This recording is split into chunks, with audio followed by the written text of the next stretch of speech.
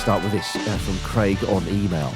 Eastbourne Borough recently lost 7-0 away at Torquay, and after the defeat, they pledged to their fans that the players would be reimbursing the cost of tickets for all travelling supporters. What are your thoughts on this refund culture, as Craig has put it? Isn't watching a shocking performance every so often just a part of the roller coaster we all sign up for?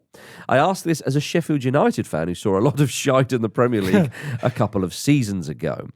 Interesting question from Craig on email. We've also got an apology culture as well, when players will often tweet out or whatever and say, I'm really sorry about that performance, etc. and so on. Look, I know you've got strong opinions on this. Well, you have a strong opinion about never apologising, don't you? Well, ever. We're never commenting, never apologising. Never, ever explain. It's a royal approach.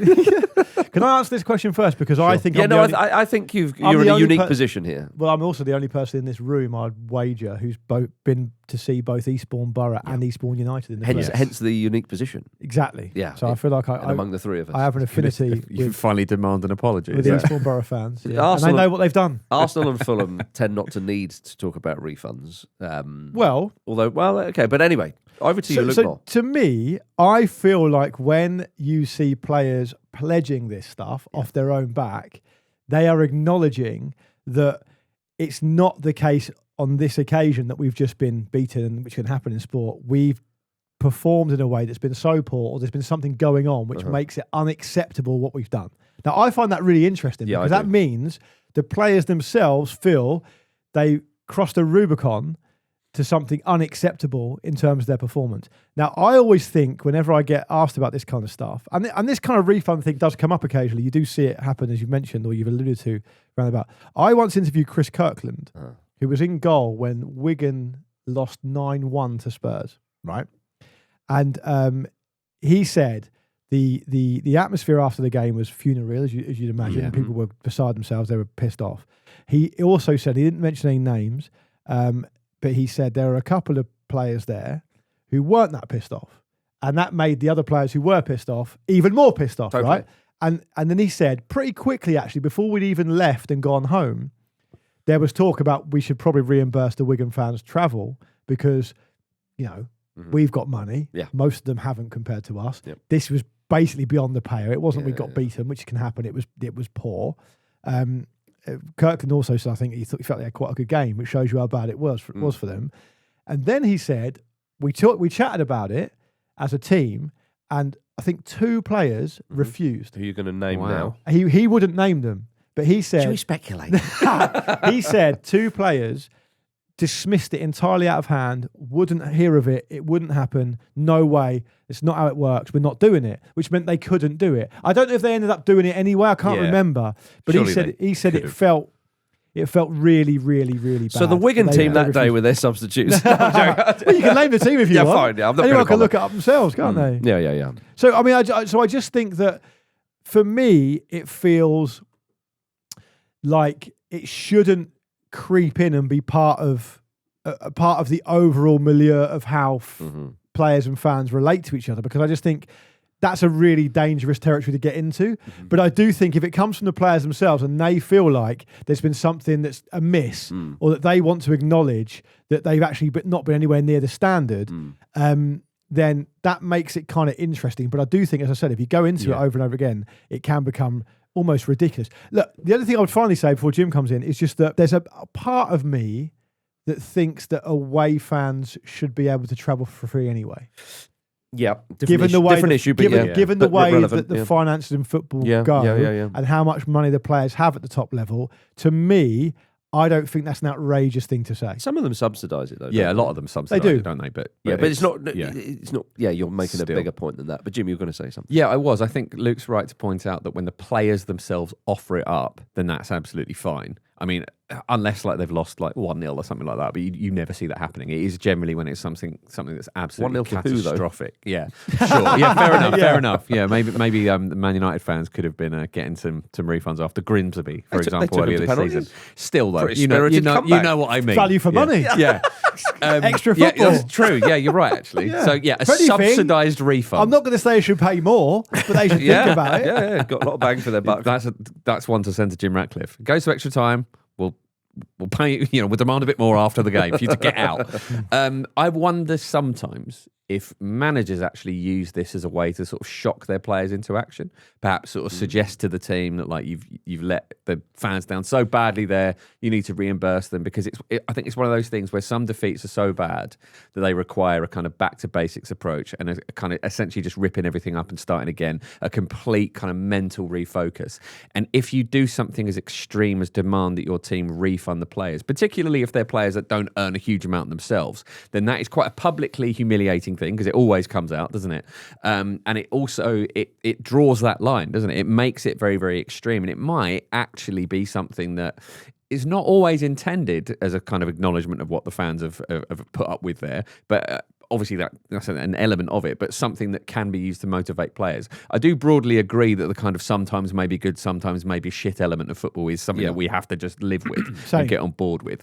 I just think to use the 9-1 example again, I just think that it's a tacit admission that they've wrapped their hands. That they've not put in the baseline level of effort. Because I just don't think that a team in a league game can realistically lose by 9 or 8 goals, but concede 9 goals without they're just completely wrapped their hands. Absolutely. And so even the chat about doing it is almost an acknowledgement of that, isn't it? Which then opens itself up to a whole other can of worms of being like, well, hang on a minute, how's that even possible? It's a financial dunce's hat, isn't it? Basically, yeah. It's like it continues to shame. You put on yourself. Absolutely. Yeah, I'd agree with you. I mean, I echo your thoughts totally. I mean, the real victim for Wigan fans that season, by the way, was that they lost 4-0 at Fratton Park to a relegated Portsmouth. Yeah. Portsmouth were terrible that season. They got whooped by them 4-0. Well, refunds all round. Yeah. I agree with what you've said.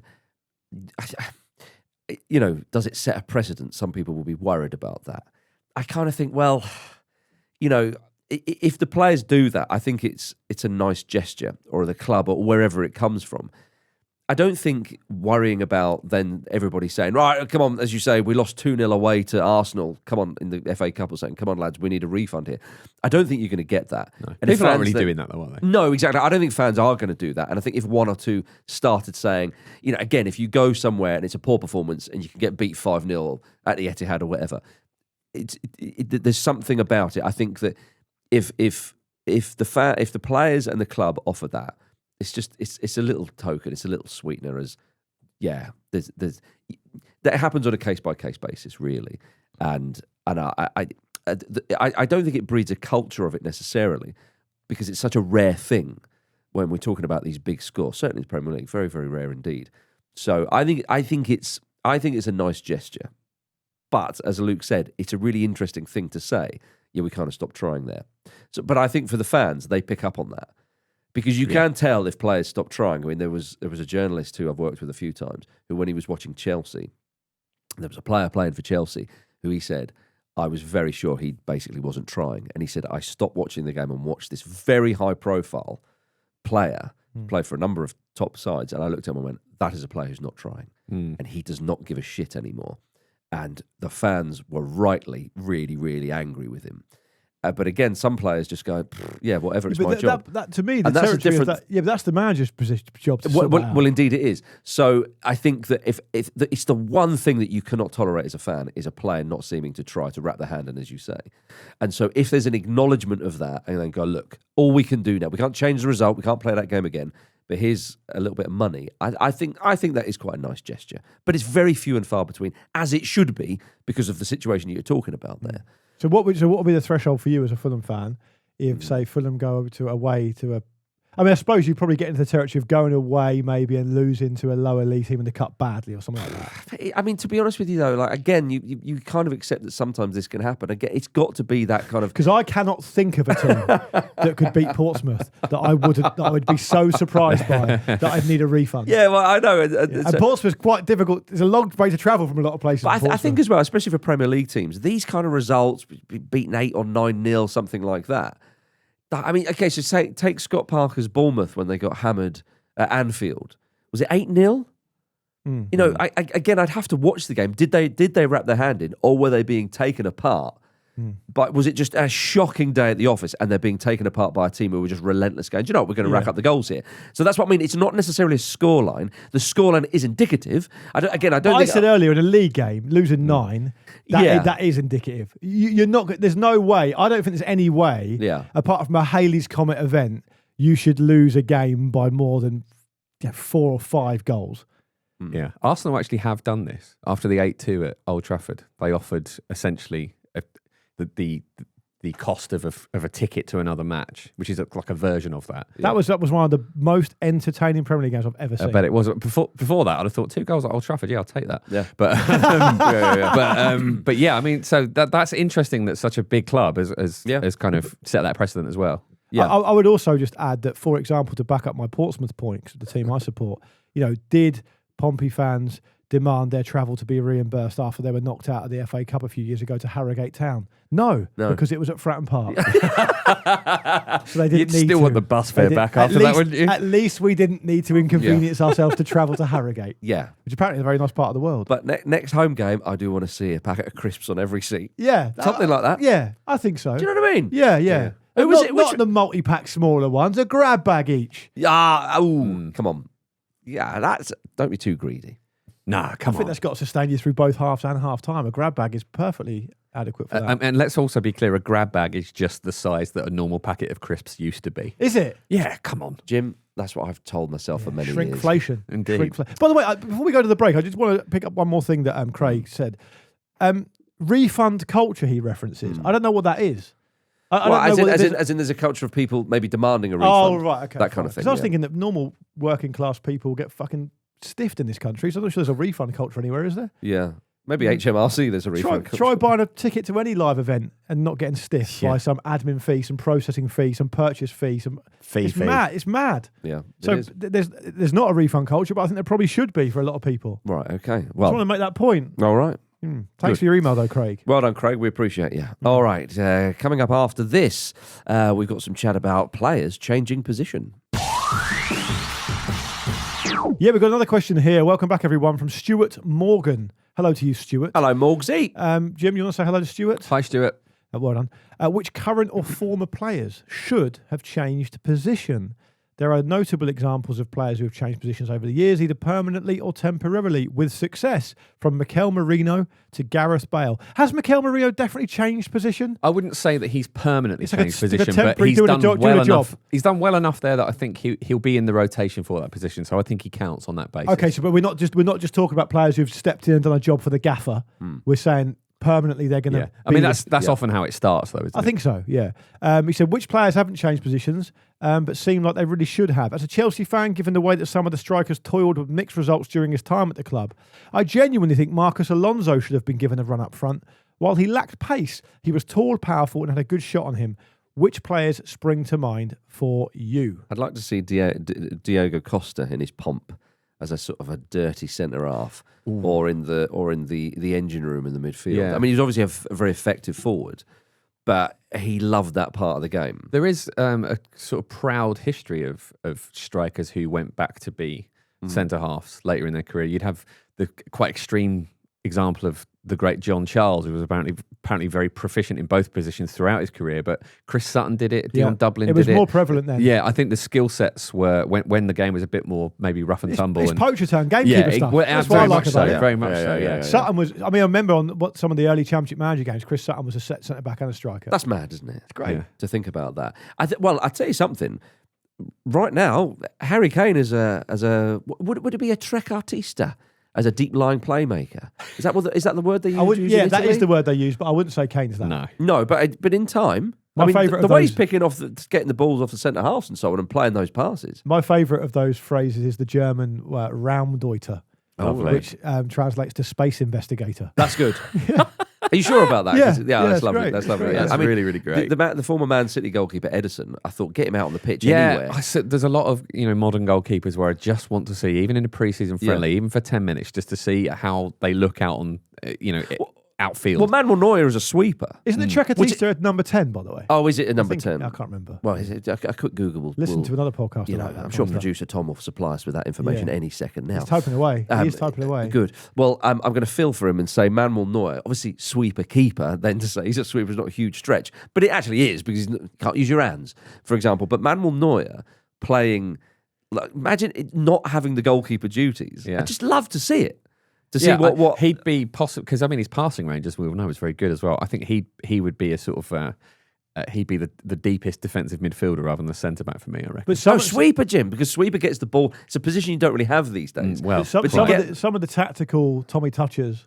Sorry? Some of the tactical Tommy touchers. People Right. are perverts for tactics. Okay, you don't have to use that. Okay, I don't have to use it's it. but done now, though, isn't Yeah. it? So Yeah. let's They know who they are. My hands are tied. They've speculated that the next iteration of, say, if Guardiola doesn't get so bored of football, he just quits. explode. Yeah, is that like if Man City are chasing a game and 10 minutes to go, they'll take the keeper off Yeah, and I put mean another outfield player on, and almost like a ice hockey type vibe. that Yeah. feels like a Guardiola style overthink from those nerds. But though, would you doesn't like to see it? I'd love to see it, but it would be just nonsense, wouldn't it? Can I Be a also- crazy thing. to do. Trecatista was like a number 10, by the way. Okay, cool. Yeah, I did that on my own, Tom. Thanks. What is the deep line? He's on fucking YouTube. What is the deep line playmaker translation? I can't remember. Tom, get on it. He's having a I'll bet. feel for you while you do it. It's more. When I was thinking about this question, I looked. register? I Is looked that at- one? Yes, it might be a register actually. Yeah. I looked into it. It's actually more common than you think. The two ones that came into my mind. I know this is not specifically what Stuart's asking, but just as a bit of context, is that Vincent Kompany fancied himself as a defensive midfield player, didn't Yes, he? I think he might have even been signed for a Yeah, he defensive was midfield player. when he came to Man City. That is where he was prevalently playing. And then when Javier Mascherano signed at Barcelona alongside the greatest midfield player team to ever play the game, Yep. he just went and played centre back, didn't he? It was really good. Yes, yeah. But I mean, another they good had- example. So They had such a high line, though, didn't he? That he was kind of. No, in but the same Mascherano's a areas really good anyway. example. He became a centre half. But those two positions, like holding midfield and centre back, they are different in a way. They are. Because the 360-degree kind of understanding of being midfield players is Yeah. obviously very different. But I don't think they're that different. It's that it wouldn't be this like it's almost the same way that you could argue the centre back and the defense centre back and the centre forward is kind of, they're almost yin and yang. Yeah. Do you understand what I mean? I do, but I think to assume a defender can step up and play a defensive midfield role, I think is foolish. Someone- Ricardo Carvalho. Big Ledley King used to talk about that a lot Yeah, as well. Yeah, well, Ricardo Carvalho, Andy Brassel often makes the point that Ricardo Carvalho, a former Chelsea player, he could do that really well. He said, but when Rio Ferdinand tried to do it, he struggled a bit because it is quite different. I mean, John Stones would be a You see what, I wasn't in rehearsal. I'm stepping into midfield. That wasn't in rehearsal. training is the rehearsal. Yeah. Okay, John Stones would be an example of a more contemporary Premier League player. Another player who was really good at that actually was David Luiz. Remember, there was a time where he was pushed into Ooh. midfield and he did a really, really good job there. And a lot of people thought that might be where his future lay, but he ended up just reverting to centre back. But him as in the middle of a three. Yeah. was absolutely ideal. He was a funny player, wasn't he? Because we all think of some of the kind of more like kind of spectacular, chaotic moments of his career, but he was quite often imperious as well. So I'll tell you a current one playing for Fulham. I'd love to see Calvin Bassey at some point further up the pitch. Really? Because Bassey... He loves it as well. Oh, he absolutely Yeah. loves it. I mean, And- he's going to maraud up there anyway, right? Totally. Well, Bassey, so he reminds me a little bit of David Luiz in the good sense, the kind of box office sense, because I know Luiz, he had a bit of a rick in him. But, I mean, David Luiz won the Premier League, very successful career. But Calvin Bassey, he's really good on the ball, very skillful. He can maraud, as you say, and I would just love he was put in a position and take your pick, maybe on the wing, something like that, and just to be told today no defensive duties, just to see what he would do. And obviously it's a fantasy conversation. Well, when Fulham are like they can't finish above 10th or below 12th in the league, Yeah. so why not? Give it a go. It's not within Marcus Silva's fibre to do something like that, so it's not going to happen. But Calvin Bassey for me would be one of those players who genuinely I would love to see him what he could do further up the pitch. I think he's a really good centre half. I think he's perfect for that kind of mid-table Premier League side, which I hope Fulham could get back to mid-table soon. I'll take that all day long. Thank you very much. But yeah, one of those players, there's something else about him, which I do quite like. And actually, I mean, Joachim Andersen loves a kind of a raking ball out to the wings. Again, I wonder if he could step up to that defensive midfielder kind of thing. To Yeah. be honest, I mean, it would be doing the same thing because he loves a diagonal. It's the 360 thing, though, isn't it? It is, As that's Luke's the pointed out, difference, that's the really tough thing in that position. Yes. From my own parish, now this is something that was, depending on form, could sound like praise or criticism, but I think Gabriel Martinelli has what it takes to be a right back. He's a really good defensive player, and obviously we know that he's of course he's got a lot of attacking qualities as well because that's his actual position. And I think if you were to slot him over on his right foot in that position, he'd be able to do a very good job there. Yeah, I thought one of the most successful changes of position, you'd have to say, is Joel Linton from absolutely being put into that very effective midfield, as they did with Alan Smith many years ago at Newcastle. Or was that actually did that start under Man United. Ferguson? I think it did, didn't it? I Yeah. think it was Man United, but Joel Linton, I mean, it's been incredible because he was a bit of a laughing stock, wasn't he? Yeah, I mean, he was a bit unlucky. They used to use the phrase "too big to fail" about Joe Linton because they kept playing him despite him not being particularly effective. Yeah, but he was. I think hadn't he been more of a wide player in Germany, which is even stranger. It is, yeah. Well, and that's what I mean. I think that's a sign of a true position change to think of somebody playing their former position. And then you think, oh, yeah, that is weird. But I do find it remarkable, though, when players, I mean, this is pre-professional career, but Jamie Carragher, hang on a minute, I get confused now. Was he a striker? Most of them start off as strikers. Some of them are even goalkeepers. But they're all the best player that any of them know by a million miles, True. so they get to choose to play. But you do find that funny. So up until I don't know what it would be, and it might not be Carragher. Forgive me, but there's definitely we all names leap to mind. And I'm pretty sure Sol Campbell played further forward as well. Yeah, another one. Ashley Cole's hero was Romario. Like he was modelling his early game on that. Like yes. So you think of them and say, I don't know, when they get remolded into a defender or whatever it is, they'll be in their teens certainly. You'd think probably around the age of 16, maybe when you're kind of in the youth side or whatever it may be. It just seems to be odd. Like, think about the people, and this is, again, it's a really foolish thing I'm about to say, but just think about the people you grew up playing football with. You think of them, well, that guy's a defender, and he's always going to be a defender. Yeah. And then you think suddenly, in their sort of mid to late teens, they become something totally different. You don't know many people like that, but then I suppose if you're talking about players who go on to play elite level, they've got a skill set, they've got an understanding of the game and the coaching and all the rest of it to make sure that they do succeed in other areas of the field. But yeah, I think that there's not many examples, but those, I think, yeah, Joel Linton would be certainly one that stands out for me for reasons given. But a good question though. Yes. Very good yeah, question. Regista is a deep line playmaker. Yeah, it's good to know. Which is what Andrea Pirlo became. He did. So I mean, you could say that's a position change because he's more of a number 10 and then went a bit further. Ryan Giggs, another one. Anyway, we're moving on from this guy. Sorry, I get bogged down with it. Suddenly, all the names leap to mind. Paul Scholes. Right, moving on. left winger, yeah? Yeah, exactly, yeah. Once every 4 summers, Jim. Yeah, it's a myth. He only Yeah, played... I know it's a myth. Move on. No. You said you're going to move on. For and you about won't. 4 games he played left wing. Anyway. You and Nick, you were impression of This is my fault, I'm sorry. This wasn't in the rehearsal. Are you going to accept... It's never going to not be funny, is it? Accept No. Jim's apology? Apart from when Rio did it every time. I accept your apology, Jim. Right. This from... We're held to ransom. We're held to ransom by the host to just do what we want to do. I know. Yeah. Right, I'll be asking for an apology for you if you don't shut up. Now, this is from You Demand 12 on Discord. One of our... Oh, good. What? It was just a surprising name. We like the Discorders. We love the Discorders. Yeah. Especially when they're channeling Richard Blackwood, Yeah, exactly. Absolutely. The British Will Smith. There we go. who didn't know how to zest a lime that time. Yeah. Do you feel that history... Sorry, I used to stand behind Richard Blackwood in the queue for the canteen at Capital Radio. I'm so glad that you clarified. There was a long enough pause there. I was like, were you stalking Richard Blackwood?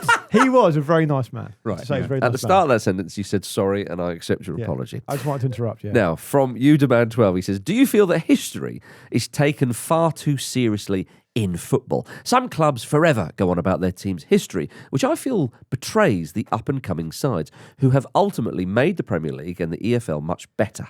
What do you guys think? First and foremost, should we have a little guess at who You Demand 12 supports? Man City? It could be. Could be Man City, could be Wrexham, maybe? Could be Wrexham, couldn't it?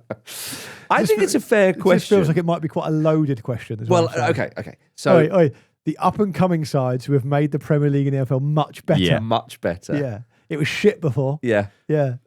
Shit before Ryan Reynolds. Well, that's an interesting place to start, though, isn't it? Okay. Because if we let's kind of focus Wrexham have a on- lot of history, to be fair. Yeah, sure. I don't even know he's sports Wrexham, I'm guessing. But Man the City. Man City thing here, it's like, I mean, is there an argument that they made the Premier League better? When you look at that 100-point season and some of the incredible football they've played and some of the incredible other points tallies that they've had, and of course their treble-winning season, I think there is. But it does, it has essentially happened through a kind of inflated and artificial way. So we'd rather that wasn't there, right? With all the respect to Guardiola and to those players and those teams. Can I go for another angle? Yeah. And just, if I'm being totally even-handed with you, Demand 12, which I always try to be, I can understand why, if you're a team, say, like Brighton, right, or Brentford, who have gone up through the leagues in a certain way, or even Bournemouth, right, within the parameters of what modern football is like now, which is kind of a little bit distasteful anyway, but just put that to one side.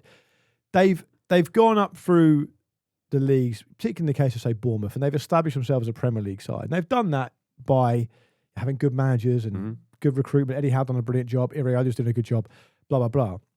I think if I was a Bournemouth fan, I would find it quite tedious to always be reminded of the idea that, say, Nottingham Forest had this amazing history. Leeds United, and they should, quote, be in the Premier League. Now, I've been on record as saying that I think it's great that Forest and Leeds are back in the Premier League for those reasons. Yeah. But I think if you're a fan of a more new money, no, it's not even new money, but like you're making your history now, right? That's what Chelsea fans would always say. Yeah, you talk about your history you want. We're making history now, right? I can understand why that would be a little bit almost emasculating. To be, we don't deserve to be there because we haven't had the history of doing it. The whole point of it is to undermine the current success, isn't it? And that should be resisted. Quite. And I think you could even go further and say the story Bournemouth have had, handful of games away from no longer existing, a game away from dropping out the Football League entirely. For them now to be in the Premier League is probably more interesting than properly established as well. It's probably more interesting than the latest soap opera at Man United, if you want to look at it that way. Yeah. And Man United are traditionally the biggest club in the country. So I do think he's hit onto something here where we should probably check ourselves and be a little bit more respectful of different types of history and the teams that are making their history now. I agree with you, because I think Bournemouth and Brighton, right now is the best time in their history, as you say. And I think it's an amazing thing. But I don't think that talking about Leeds United and Nottingham Forest history, as you use those examples, I think they did that. And so I think that can be mentioned. The culture of your club is massively important. Ultimately, massively. I don't think history is taken far too seriously generally. I think it's not taken seriously enough would be my general Well, point. I think it's not in the question, but I think the history is often taken too seriously when certain teams play each other, and you think, well, the last time they played each other was 15 years ago. What's that got to do with now? Yeah. And you kind of go, oh, well, we've got a history of... And we've had enough of experts and all that kind of stuff. Yeah. Yeah. Tom laughed at that one, so I'm staying in. Yeah, okay. He doesn't like you back at him, does Is he? that your... No, I'm just trying to get my head right. Is that the gallery you're playing to? That wasn't in the rehearsal. I'll stop saying it when he stops laughing. Yeah, Look, all right. A lot of people say it's like a little tickle button you've got, and it gets Jim. People say that the secret of good comedy is timing. It's not. It's repetition. Yeah. In my view. Well, right. Just hammer it home over And stealing over again. other people's jokes. People accept it. Well, I think that wasn't doing it as a joke. It was essentially it was quoting a failed joke. Yeah. It's very different. All I'm saying is I recontextualizing love it how into an passionate actual Jim's joke. been about this. Jim's been pretty rock solid on this REFUND and stuff from the very moment it happened on Friday, and I respect it. Fine. Yeah. But I just think, as a man who's been an apologist for Saudi for such a long time, Yeah. it's fitting that he died such a public death.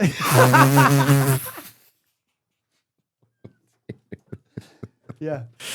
Oh, dear.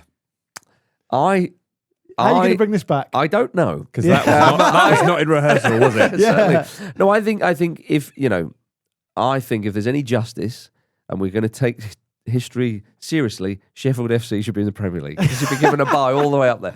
But no, I think that We're wanderers. Yeah, exactly. Yeah, I think that. I think you're right, Luke. I don't think a team's history is taken too seriously. You get a lot of pub chat with certain fans, and it's the kind of, well, our club's bigger than yours. Well, what are you basing that on? And then, we won 2 European Cups. It was a long time ago. Are Uruguay a more successful footballing nation than the Netherlands, for example? Like, do you know what I mean? Oh, Well, they are. Okay, are they a bigger footballing nation than the Netherlands? Sorry to keep it. Oh, okay, in right. question. Slightly different. Yeah. Exactly. Yeah. So it's you. as I say, there's a lot of pub chat around this, and that's fine. Don't get me wrong. We do enjoy indulging in that as well. But I think, to answer the question fully, is I don't think it's taken far too seriously in football. And I think that the historical side of football clubs should be cherished, however that is, and remembering, previous times and great wins and things that a club has done brilliantly in the past, whether that is just based on achievement. I think that's totally fine. And I think a fan base should remember those things, because what are we without history? Exactly. Are people without a future? Exactly, Mark. Very nicely put, Marcus. Thank you. And that was in the rehearsal. So well done. Okay, let's get back to serious matters. This from Tyler Durden I on X. love this question. Yeah. What other prizes should FIFA invent? I'm going to go for the FIFA prize Pratt. Well, Gianni Infantino presents This it, and is never obviously he has the authority to bestow such a thing. Dishing those out like Oprah. You get one. You're you a Pratt. You're a Pratt. You're a Pratt. Rio just gets hit in the head with it. It's literally sticking into his skull. So surely, though, if he's such a fine defender, he would try and head it away. And it's stuck in his And skull. that would, Yeah. Well, right. Yeah, and he can't say that wasn't in the There's a whole rehearsal Mortal because Kombat he's on it. out cold. He's out cold on the floor. And when he comes round after his medically induced coma, Yeah. he's the first thing he says is Pranked. Murked. Murked, you fucked it. Murked. Murked. Was that what he was saying? Murked. Yeah, wasn't it? that was the on name of his his World TV Cup show, wind-ups, wasn't it? yeah. World Cup wind-ups. I tell you what, that's an amazing story that a man has gone from literally doing World Cup wind-ups on like ITV4 or whatever to hosting the FIFA World Cup draw. It wasn't very good, but he made the journey. At either end of it. He's made the journey. Neither of them are very good. No. What a player he was. Yeah. One of them was a show that was quite simply too big for him, and the other was the FIFA draw, obviously.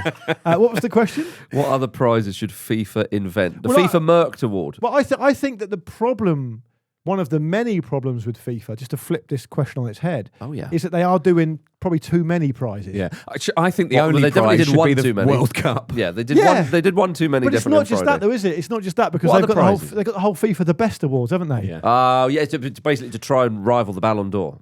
Yeah, well, listen to a couple of them. But it's not just that, though, Marcus. That in a way is kind of okay. Well, because it used to be the case, didn't it? But FIFA World Player of the Year back in the 90s. But they've got lots And of the other. Ballon d'Or. They've got lots of other things. Go on then. They've got the FIFA Fan Award. Yeah.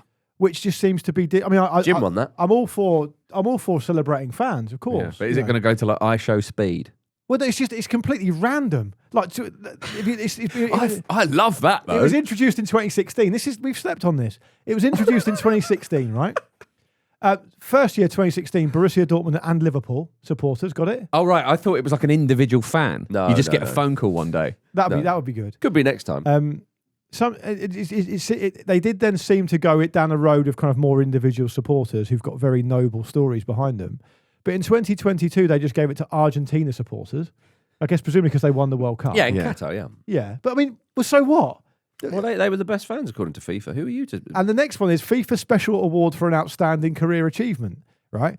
2021, they gave this one to Christian Sinclair for the most international goals scored by a female footballer, and Cristiano Ronaldo for breaking the record for the most international goals scored by a male footballer. Right. I mean, that's not that Luke, terrible. I think you're missing a crucial thing here, right? If you're going to put on a buffet, you need an event, yeah. right? But it seems to me they're just trying to sidle up to Cristiano Ronaldo. That's cynical. Breaking the record for the most amount of international goals is an award in itself. Yeah. You don't get any. That's the whole point. Give him his golden boot and sod off. Falcao got it in 2016 for an amazing contribution to futsal. Okay. So I see what's going on here. Pele got one in 2022 for just a great recognition. Because I don't want to take anything away from the dearly departed Pele, but I think if you were going to level one thing at him, I don't think he's not been acknowledged. No, over the years, you is want it? to take that award from the dearly departed Pele. That's what Like, you want to do. I don't think many people are out there who like football, or even the ones who don't, are kind of unaware the contribution Pele's made to football. Right. It shows this kind of internal self-aggrandizing nature of FIFA, doesn't it? Where they are convinced that like they themselves are a really special thing, and if you put on this kind of ceremony, everybody involved will be like, "Oh my wow, we're being acknowledged by FIFA." This is better despite the than winning fact the that World they Cup. are the people who are doing the exceptional things. Yeah, and I think even if you, I mean, Pele obviously died in that year, and maybe you feel like you want to mark him in a way that kind of, Hollywood does it with the Oscars where they put that montage up and stuff. Yeah, fine, all good stuff, fine. Yeah. But I don't think, you sit down and go, one person who's really slipped under the radar in the world of football is fucking Pele. Donald Trump knows who Pele is, as we saw. I just think it's a little bit remiss. I think that too many prizes. Stop trying to get involved all the time. Surely, I think a prize, just because I'd love to see who they gave it to, just best football man. Good football man. Footballing the man. Good football man prize. You know what? Tim Sherwood gets it. Get Keezy back in. Bring him out of the goal. I'd like to see them start sneakily giving prizes for other sports, like a sort of See if anyone hostile notices. takeover of that'd be all brilliant. sport. That'd be great. That would be good. That'd be absolutely brilliant. Yeah. I just don't want to answer the question sincerely because I don't respect it. Right, okay. Next one, Jim. Yes, Wakey Wakey has been in touch on Discord. He asks, what would the Ramble team name the new US soccer mascot? He's a brown, happy-looking dog. Describe the dog in more detail though, Jim, because the mascot's been announced. He's not got a name. There's a competition to name him or her. But describe the dog for people who won't have seen it and have no interest in looking it up. So very helpfully, the dog is wearing the US national team away kit. Lovely little bit of promo for that as well. Brown dog, looks probably like a Labrador, perhaps. Yeah. So going to be very hungry. Big tongue. out. Big tongue. Looks quite wide-eyed. Looks happy. Looks happy. Very just classic dog. Maybe soccer dog is an appropriate name if we're not all What do you scarred think of by that that photo movie. of it?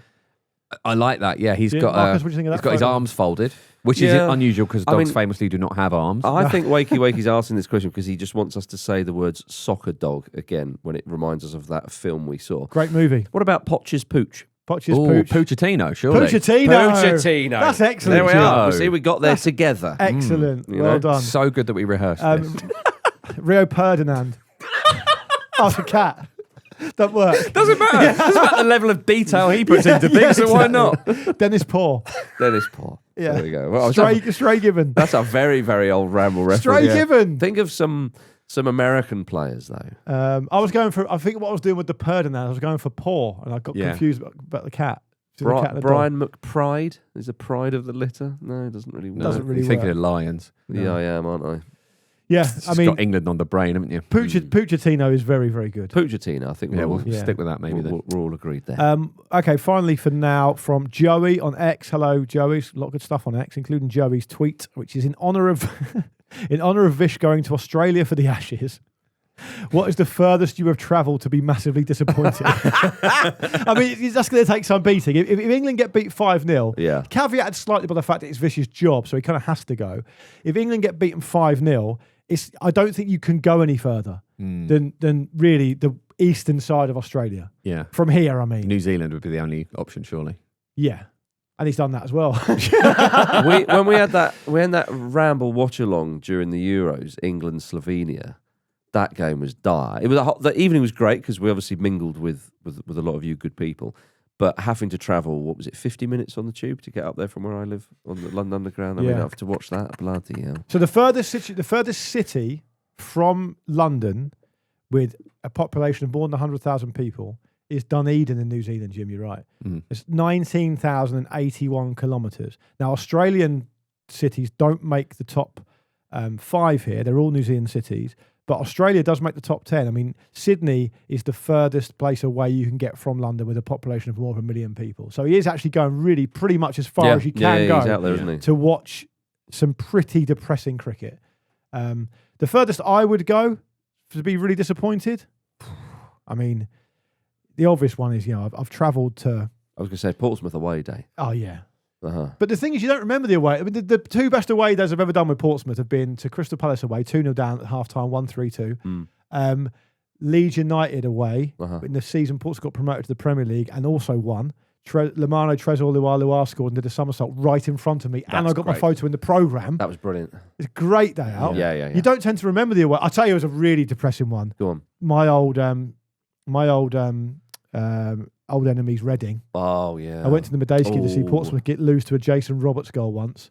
Midweek as well. Midweek. Yeah. And I wasn't driving, so public transport back to Portsmouth midweek from Reading, which in itself is a very depressing place. Someone was saying to me on the weekend on the radio that Curacao, who've qualified for the World Cup, Yeah. is the equivalent in population terms of Reading qualifying for the World Cup. You'd rather go Wow. to Curacao, I wouldn't think you? so. Yeah. Absolutely. Yeah. I mean, I have travelled to many a small town in the middle of the week, quite often to provincial nightclubs to Oh, 'cause do your stand-up for career. 5 or 6 people. What's the most depressing stand-up show you've done, coupled with the longest journey? Aberystwyth. No, Aberystwyth is actually amazing. But how long does it take to get there, though? It's about 5 or 6 hours on the train, and it's similar by a car because it's really hard to access. But actually, Aberystwyth University have like one of the best gigs in the country. So they know it, incredibly. so they put it on, they go to the they effort, made it yeah. really, really special. Yeah. I remember going to Swansea to perform in I don't know if it was an Oceana nightclub, but it was that type of nightclub, and there were about 7 people in there. And everybody was disappointed. Still get paid? They were all dickheads as well. Still get paid? Yeah, absolutely. Of course, you still get paid. Well, you don't get paid as a cut of the gate or anything. No. You get a flat fee for most gigs. But if you were crap, did you have to pay for that 7 people's bus fare home? Yeah. They didn't, he's not they Jim didn't Bowen. demand it, but Well, just in refund they probably culture. would have deserved it, actually, from what I remember of the gig. They might do. culture, yeah. Maybe there should be a refund culture for Are you saying stand-ups. there's a lot of refund? Could you imagine that? That would like that hasn't been stand-up hasn't been decimated enough by I love so that. much of But kind you of could what's all going be- on in that industry. Right. But that would filter a lot of Because what people we out. need is really more independently wealthy people in the creative arts. Yeah, absolutely. That'd be playing to their hands. I think what you could have is Further Yeah, strengthens that gate. no, but doesn't Jim, it? think about a stand-up comedian that you don't like, right? I don't have to say. Okay, it. I've got one. Right, good. Yeah. I just thought you might. Yeah. You hate all stand-ups though. But anyway. No, I like. But that's fine. I like but- Jim. But Jim doesn't do it anymore. To be Yeah, fair, that's why I like him. and I'm saying, and I'm saying that because I want a groundswell of okay. to try and bring him back in. Okay. But I've thought everyone, of one that I don't like. right, Right. yeah. everyone, and you could go along to that gig and go, right, everybody, we're all in this together. Yeah. Everybody, shut up. Nobody laugh at anything. Yeah. We can get our money back. Hey? Yeah, I'll be up for that. Yeah. And just so you know, the comedian I was thinking of is Josh Widdicombe. He's a fan of this. He's a fan of us. Is he? Yeah, he was once. He's mentioned us. I don't know if he's a fan of us. Sure, he's a nice fella. Don't like He his is. don't like his output. Okay. Fair enough. Oh, what a way to end. I once had a gig. It was a new material gig that went really, really badly, and I was paid £20 for it. This is And I great. was so embarrassed by how badly it had gone. I tried to give it to a homeless person, and I couldn't find one. It took me fucking ages to find a homeless person. Don't to you give dare it away wrap up to. the show now. Carry on, Jim. Yeah, that was it. That was the end of it. I was must honestly, be other I stuff was that was depressing. wandering around London looking for a homeless person to give £20 to, and like just no takers. That's Yeah. how badly the evening had gone. Oh, Yeah. bloody Chris hell. Kirkland just near screaming, "Give it back to him! Give him their money back!" This wasn't in rehearsal. Yeah. Admittedly, I didn't travel that far to do this, but it was massively disappointing when I went to a temp job in Leatherhead, and I was told basically I turned up shirt and tie, Yeah. and I was told you're just going to be putting flyers in newspapers and folding them and then stacking them, and I was like, In your little suit. Yeah. Why is he wearing a shirt and tie for that? So because funny. it was an office job. Yeah. I was But thinking, that used to be the culture it of it, was, wasn't it was Yeah. not nowadays. I love the idea of them seeing you in the canteen. Always a big fish. Newspaper ink all over his fingers. Here he is. Oh, that's the first rung, son. Citizen Kane. Yeah. Oh dear. Anyway, so I did that. I did that for I was How many days did that for? 2 days. And I think it was halfway through the second day, or like at the start of the second day. where I Looking was down like- at your tie, I went, thinking, no, I went, wait a minute. these newspapers are last week. It's out of date. Was it? And I was like, do you want me to carry on? And she was like, yeah. I mean, yeah, we're not going to send them out now, but can you just finish them anyway? And then can you throw them away at the end of the Yeah. day? And then can you piss off? Yeah. Presumably. I once had a Weird. job. Well, finally, we're really going to get into this because this definitely does involve travelling. I had a job in New Zealand doing door-to-door sales, Oh, yeah. and I had to go to different shops and try and sell my wares to people working in the shops. Your wares? So it was like, yeah, you get given the stuff. Mm. And I had all these. Wasn't I, bacon, was it? I had really cheap umbrellas. It wasn't bacon. No. Really cheap umbrellas and kitchen scissors. Oh, right. And I didn't do a very good job of selling them, but I sold some. But the thing that made me just wrap my hand in and leave the holdall full of stuff on the side of the road and go home was as I left one of the offices that I was trying to sell in, there was a lady, like an older lady, Oh. and she put her arm around me and said, "Are you okay?" And I was like, "Yeah, I'm fine." Yeah. And she was like, I can't remember the exact words, but it was along the lines of, "It's just that you seem like a really nice boy, Mm. and this is no way to earn a living." I was like, okay. I had a trial period for a similar thing where you would go door to door selling sort of like cleaning products and things like that. Quite a bleak, depressing job. Yeah. And there was David Brent. very much so. Yeah. And there was Yeah. a guy who was like one of a full-time employee who he was driving us around, and I was sort of like, this was like a trial period for me. And I hated it, and I was never naturally going to be a good fit at that. It's a horrible thing. I decided I didn't want to do it. And he told me at the end of the session that if I didn't take the job, he didn't get paid. Oh, what? Unbelievable. Did you take it? No, I'm like, this is right your up. trap to get out of. Stitched him right up, isn't it? Bloody hell. Well, there we I are. hope that answers the question. Joey, anyway. yeah, certainly maybe not big on the travelling thing, but there were times when we were a bit disappointed. Yeah, because I think even we take into account the fact that Vish has gone all that way, and it is quite funny. He is at the end of the day still the cricket correspondent for ESPN covering the Ashes. He's also in very sunny climates. Yeah, he gets to try, eat more new food, doesn't he? Which also, he can put on Instagram. He also stole one of my jokes for his column the other day. One of your jokes, and people. Wow. Okay. that you previously screenshotted from someone else making it on your Instagram story. Okay. That one. I took the baton and passed it on to Vish. Yeah. And I'm very pleased that he did it. Yeah. Yeah. Right. Thank you for listening to the Football Ramble, part of the Acast Creator Network. Please do send us your responses, opinions, and questions for next week's mailbag, and become a friend of the Ramble to join the conversation on our Discord. You won't regret it. Well, let's look at the standard of some of the questions that people on Discord are asking. You could raise the bar. See you tomorrow.